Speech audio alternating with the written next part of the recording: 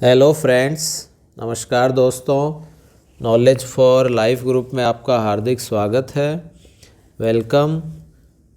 तो दोस्तों, वीडियो शुरू करने से पहले मैं आपको यह बताना चाहूँगा कि अभी तक यदि आपने चैनल को सब्सक्राइब नहीं किया है तो चैनल को सब्सक्राइब करें, शेयर करें, लाइक करें और बेल आइकन को प्रेस भी कर लें, जिससे नए नए नोटिफिकेशन आते रहें। तो दोस्तों, प्रीवियस काफ़ी सारे वीडियो वेतन से रिलेटेड बनाए जा चुके हैं।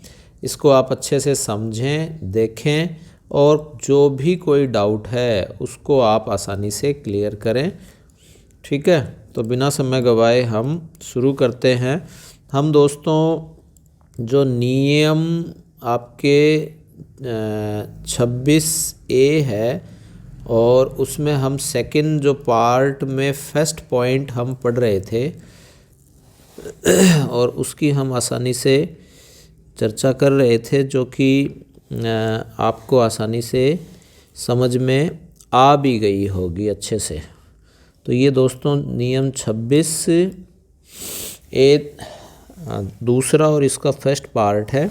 इसमें हमने दोस्तों एक दृष्टांत पढ़ लिया था, यह वाला, दूसरा वाला। तीसरे वाले दृष्टांत की हम यहाँ बात करें तो यह क्या कहना चाहता है उसको हम समझते हैं कि एक लेखाधिकारी है, 2725 रुपये मासिक प्राप्त करते हुए एक वरिष्ठ लेखाधिकारी के रूप में वेतनमान 3450 रुपये पर पदोन्नत हो जाता है। तो 3000 मासिक वेतन प्राप्त होगा और यहाँ 2 से अधिक वेतन वृद्धियों का लाभ होता है, अतः उच्च पद पर परिकलित वेतन बन जाता है।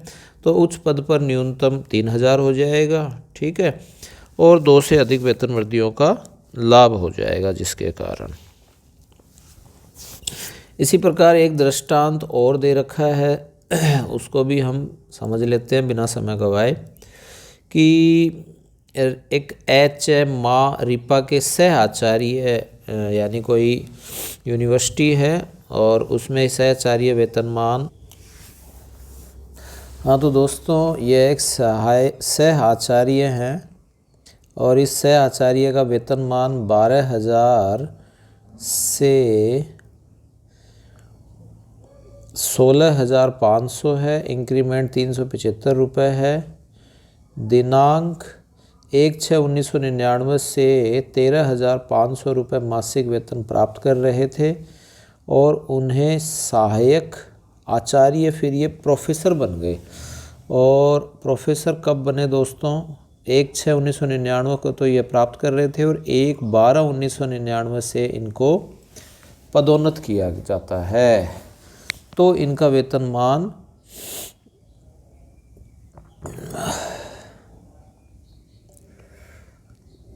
14,300 से 18,300 हो जाएगा। तो सह आचार्य में 1/12 तक हम यह माने तो 14,300 रुपये मासिक वेतन दिया जाएगा।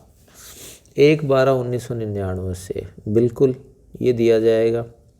और आगामी वेतन वृद्धि की तारीख 1/12/2000 1 साल बाद नियत की जाएगी। बिल्कुल, कारण कि अधिकारी का वेतन उच्च पद के न्यूनतम पर नियत किया गया है, उसे 2 से अधिक वेतन वृद्धियों का लाभ हो गया है।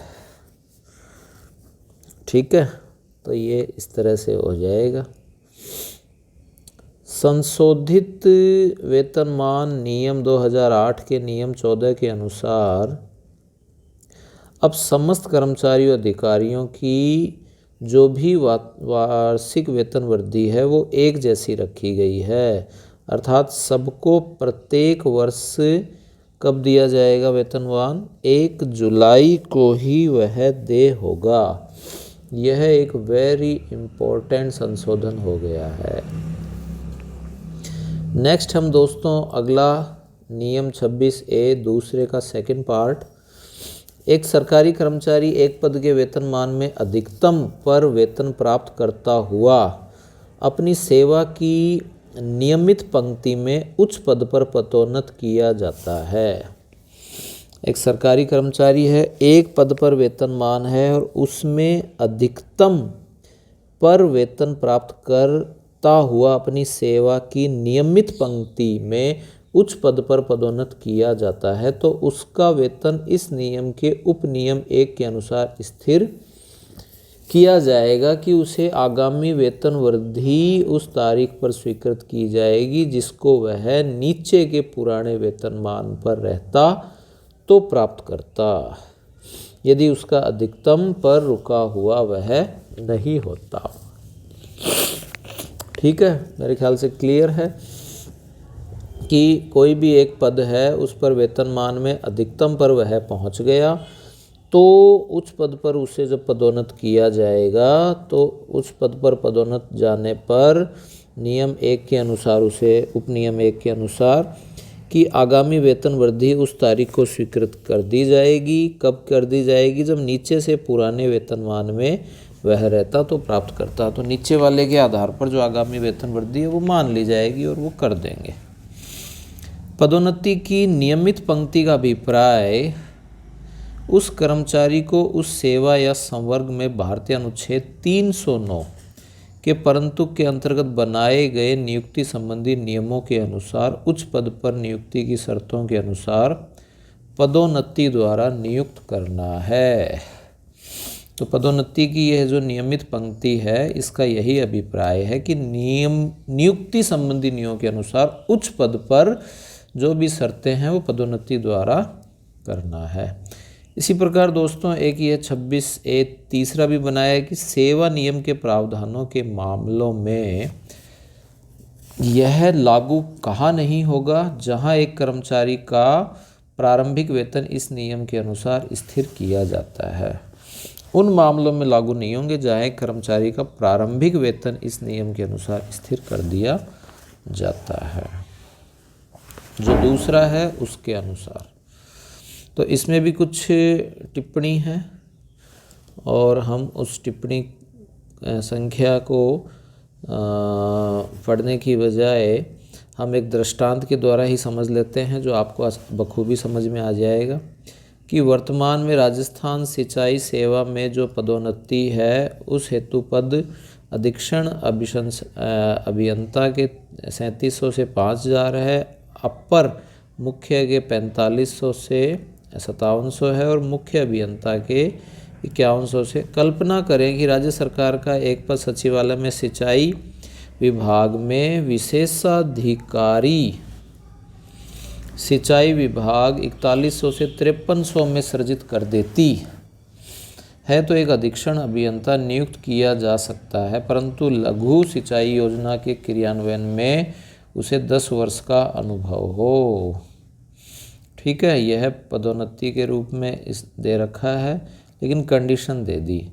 विशेषाधिकारी का पद नया होगा और विशिष्ट अनुभव के अधिकारी इस नियुक्ति की पात्रता रखेगा, अतः जो भी अधिकारी इस पद पर लगाया जाएगा उसका वेतन नियम 26 क के उच्च पद पर नियुक्ति के सिद्धांत के अनुसार निर्धारित किया जाएगा और मामला पदोन्नति का नहीं माना जाएगा।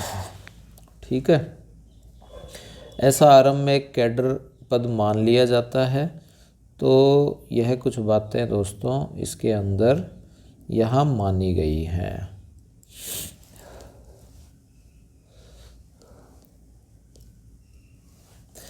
ठीक इसी प्रकार अब दोस्तों बात यह आती है कि हम इस आदेश में स्पष्ट उल्लेख है कि ऐसे जो मामले हैं जिनमें 26A का लाभ दे नहीं होगा, उक्त आदेश में 2 बातें स्पष्ट कर दी गई हैं। तो एक तो ये दोनों की दोनों बातें हम यहाँ क्लियर करेंगे और उनको किस प्रकार से यह लाभ दे होगा। ठीक है, ठीक इसी प्रकार हम यह भी समझेंगे अंत में कि टिप्पणी में जो भी मामले हैं उनके चयनित वेतनमान और राजस्थान सरकार के क्या क्या ये इसमें नियम बने हुए हैं। तो आई होप दोस्तों ये मेरे विचार से आपको यह अच्छे से क्लियर हो गया होगा कि यहाँ हम बताना क्या चाहते हैं, आपको समझाना क्या चाहते हैं। जो मोटी मोटी बातें थी वो हमने यहाँ क्लियर कर ली हैं। अगर कोई राजकीय निर्णय पदोन्नति की शर्तें पूरा नहीं करता है तो उसको लाभ दे नहीं होगा। साथ ही साथ यही सारी की सारी बातें हमारे फिर से रिपीट हो जाएंगी। तो इसमें कोई ऐसी दृष्टांत के द्वारा समझने वाली बात यहाँ आई नहीं है ना, कि पदोन्नति तो की गई है लेकिन अनुभव के रूप में डाल दिया गया है। तो अनुभव यदि उसको हो जाता है तो वह डायरेक्ट अधीक्षण की बजाय अपर मुख्य अभियंता में भी आ जाएगा। तो आई होप दोस्तों ये वीडियो आपको अच्छा लगा होगा। अच्छा लगा तो लाइक, शेयर और सब्सक्राइब करें। ठीक है, थैंक्स फॉर वॉचिंग।